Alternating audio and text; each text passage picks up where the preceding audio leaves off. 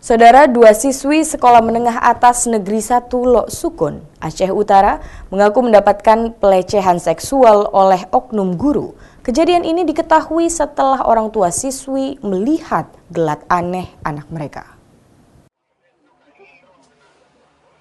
Dua siswi dengan inisial LA dan MD, pelajar kelas 1 sekolah menengah atas Negeri Lok Sukun, Aceh Utara, mengaku mengalami pelecehan seksual oleh oknum guru.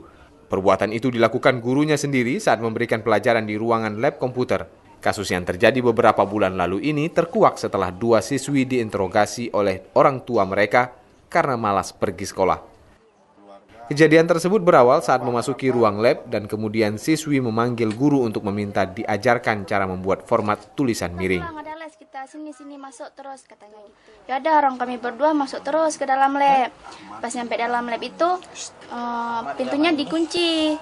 Terus pas nyampe ke situ, ya mana nak katanya. Yang ini Pak, saya bilang. Terus langsung dirangkulnya, langsung dibuat gini. Ini nak pertama dibuat. Ini bilang dipegang di sini. Diulas-ulas kayak gitu. Habis itu tangannya langsung dipegang-pegang kayak gitu, langsung diraba-raba kayak gitu, dipegang-pegang kayak gitu. Habis itu saya buat kayak gini.